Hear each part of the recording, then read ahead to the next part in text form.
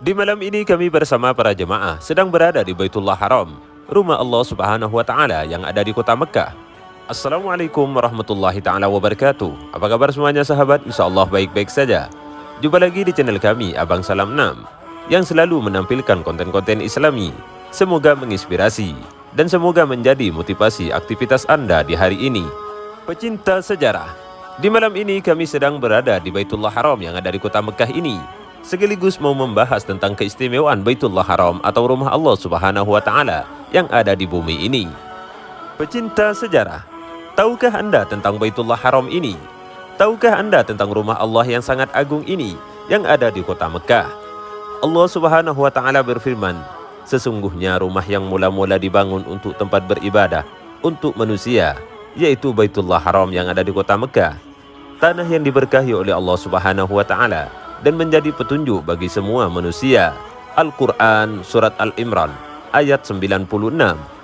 Pecinta sejarah, Baitullah Haram yang ada di kota Mekah ini adalah rumah Allah Subhanahu wa Ta'ala yang ada di bumi. Sedangkan rumah Allah Subhanahu wa Ta'ala yang ada di langit ialah Baitul Ma'mur.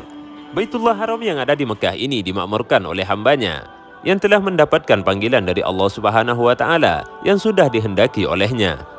Sedangkan Baitul Ma'mur dimakmurkan oleh para malaikatnya yang di setiap harinya sekitar 70.000 malaikat yang melakukan tawaf. Di setiap mereka yang melakukan tawaf tidak pernah kembali lagi. Pecinta sejarah, di Baitullah Haram terletak salah satu bangunan bentuknya kotak yang dinamakan Ka'bah. Allah Subhanahu wa Ta'ala berfirman, Allah telah menjadikan Ka'bah rumah suci itu sebagai pusat peribadatan dan urusan dunia bagi manusia. Al-Quran Surat Al-Ma'idah ayat 97. Ka'bah yang ada di Baitullah Haram ini dapat menyatukan umat di seluruh penjuru dunia.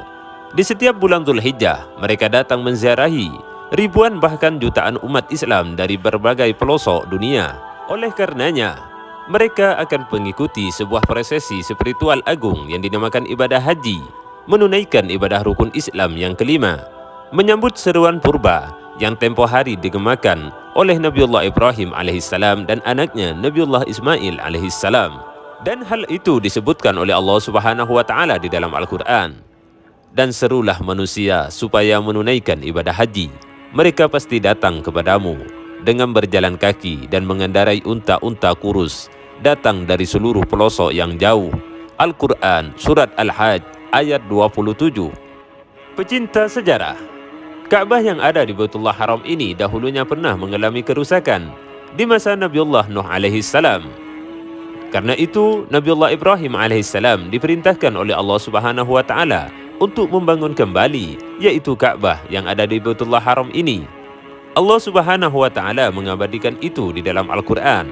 Allah Subhanahu wa Ta'ala berfirman, dan ingatlah ketika Ibrahim meninggikan atau membangun dasar-dasar pondasi Baitullah beserta putranya, yaitu Ismail alaihissalam, seraya berdoa kepada Allah Subhanahu wa Ta'ala, ya Tuhan kami, terimalah dari kami amal perbuatan kami.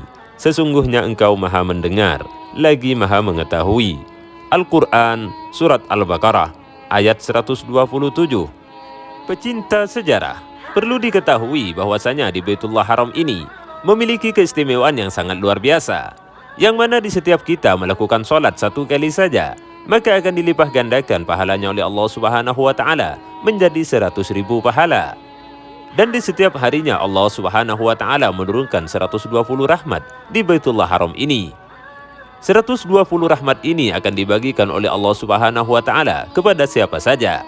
Yang pertama akan dibagikan oleh Allah Subhanahu wa Ta'ala kepada kita semua yang melakukan ibadah umrah lalu memutari Ka'bah atau melakukan tawaf. 40 rahmat akan diberikan oleh Allah Subhanahu wa Ta'ala kepada mereka yang melakukan sholat di Baitullah Haram ini. Dan 20 rahmat akan diberikan kepada mereka yang melihat Ka'bah, merenungi Ka'bah atau meratap Ka'bah, maka akan mendapatkan 20 rahmat dari Allah Subhanahu wa Ta'ala. Subhanallah, betapa besarnya pahala yang berada di kota yang mulia ini, yaitu di Baitullah Haram atau di rumah Allah Subhanahu wa Ta'ala yang ada di bumi ini. Pecinta sejarah, di Baitullah Haram tidak hanya terletak salah satu bangunan yang bentuknya kotak saja atau yang dinamakan Ka'bah. Di Baitullah Haram terletak dua bukit yang dinamakan Bukit Safa dan Marwah. Di setiap kita yang melakukan ibadah umrah pasti mendatangi dua bukit tersebut dan melakukan sa'i. Safa dan Marwah disebutkan oleh Allah Subhanahu wa taala di dalam Al-Qur'an. Allah Subhanahu wa taala berfirman, sesungguhnya Safa dan Marwah adalah sebagian dari syiar Allah Subhanahu wa taala.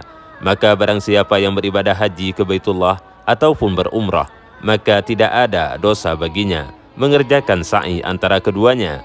Dan barang siapa yang mengerjakan suatu kebijakan dengan kerelaan hati, maka sesungguhnya Allah Subhanahu wa taala Maha mensyukuri kebaikan, lagi Maha mengetahui. Al-Quran Surat Al-Baqarah ayat 158.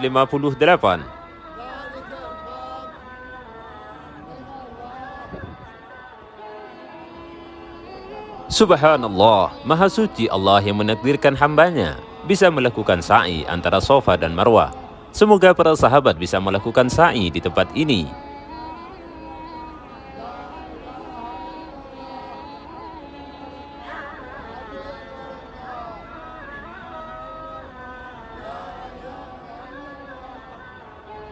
Pecinta sejarah, Baitullah yang mulia ini berhak diagungkan dan dimuliakan. Baitullah merupakan simbol ibadah kepada Allah Subhanahu wa taala, merendahkan diri dan tunduk di hadapannya. Ia memiliki kemuliaan di dalam dada dan pengagungannya, cinta serta kasih sayang di dalam hati bagi seorang mukmin. Karenanya Nabi Muhammad SAW memerintahkan orang yang berhaji sebelum pulang agar masa terakhirnya di Baitullah melakukan tawaf. Pecinta sejarah, semoga kelak kita diangkat oleh Allah Subhanahu wa taala menjadi tamu Allah dan Rasulnya, bisa melakukan tawaf di Baitullah Haram ini. Terima kasih sudah menonton, semoga bermanfaat. Assalamualaikum warahmatullahi wabarakatuh.